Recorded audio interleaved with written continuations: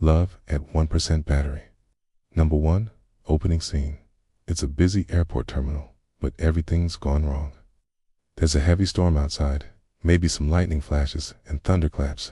Or perhaps there's a technical issue that we don't really know what it is. But all of the outgoing flights from this airport have been delayed for hours. The energy's tense, and people are starting to get upset.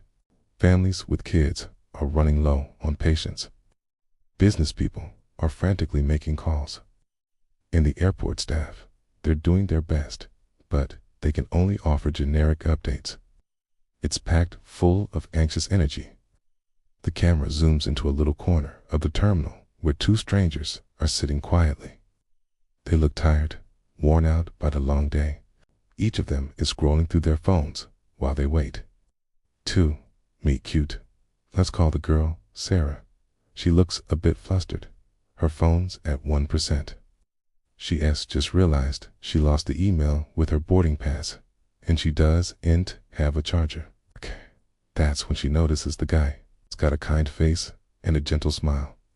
He seems to be settled, even calm, in this chaos. He lets her use his hotspot so she can find her ticket. Or maybe he helps her access her ticket on her phone just before it dies. So now they're sitting together.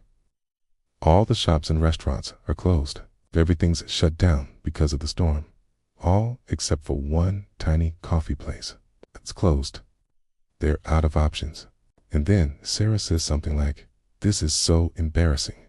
I usually don't forget things like this. This trip was supposed to be all planned out, but it's just going downhill since I woke up this morning." And he replies, "Well, hey, at least you had a smooth landing here in Houston. If your journey started in England, that's something to be thankful for." She gives him a weak smile. "I guess you're right. Sometimes a bumpy takeoff is worth it if it means a smooth journey ahead." He raises his eyebrows, surprised by her quick wit. "You seem to have a lot of those one-liners ready. Maybe you should be a comedian. You could call yourself Sarah Serious." She laughs. "Thanks for the great idea. And you could join me as my manager, Mr. Nice Guy." They talk about anything that comes to mind. They try to keep things lighthearted. At first, it's small talk. Who they are, where they're from, why they're traveling. But slowly, they open up. They share their heartbreaks, their biggest life goals, the fears they've been holding on to. Things you only admit to a stranger, someone you know you may never see again. They laugh a lot, make jokes, poke each other playfully. They also notice the growing tension between them, the sparks flying. When Sarah leans in to show him a picture on her phone, their fingers accidentally touch. They both pull away quickly, embarrassed, but also excited. 3 deep, honest conversations. As the night goes on, the anxiety of the situation fades away. It's replaced by genuine curiosity and warmth. They ask each other about dreams and aspirations, the kind of things you think about but never voice. They confess their worries, the insecurities that haunt them, the things they'd be too ashamed to tell their closest friends. They talk about their past relationships, the good, the bad, and the complicated. There's a moment when Sarah admits she hasn't felt this scene in years. Not by a friend, not by a lover, not by anyone. He understands. He nods slowly, his eyes filled with empathy. He shares how he's been searching for something real, a connection that goes beyond small talk.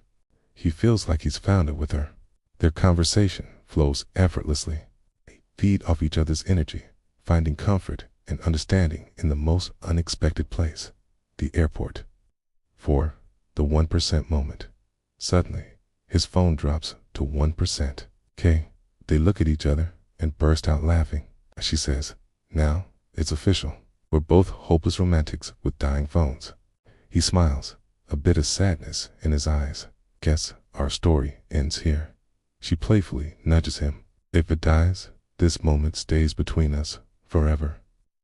He looks back at her, a hint of a smile playing on his lips. Would that be such a bad thing? The question hangs in the air between them, charged with unspoken emotions and possibilities. No. 5. Departure twist. After what feels like hours, An announcement crackles over the loudspeakers. One of their flights has been rescheduled. It's leaving 3 hours earlier than planned. The mood shifts. The playful banter fades away, replaced by a sudden urgency. There's no social media, no charger, no way to stay in touch. He stands up, his phone in hand, watching her walk away. With a deep breath, he calls after her. Hey, if it's meant to be, maybe we'll meet again. She turns around, a bittersweet smile on her face. If it's meant to be, she echoes, her voice filled with emotion. Their eyes meet for a lingering moment, holding on to the possibility of a future together, uncertain but hopeful. She walks away, leaving him standing in the crowded terminal, the weight of the moment pressing down on him. He knows he might never see her again, but the hope that they will meet again keeps him going. 6. Final scene. He sits back down, defeated. His phone dies. Cut to a few weeks later. He's in a new city. Maybe he's moved there in search of her. Maybe he didn't. He's sitting in a quiet coffee shop, the same coffee shop that's in every city.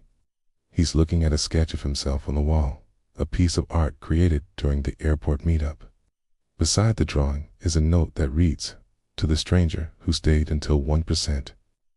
A faint smile touches his lips as he thinks back to that night, wondering if she ever found her way to that same cafe in his city. Or maybe he's just thinking, what if, as he sips his coffee, lost in memories of a love that bloomed at 1% battery. The screen fades to black. The end.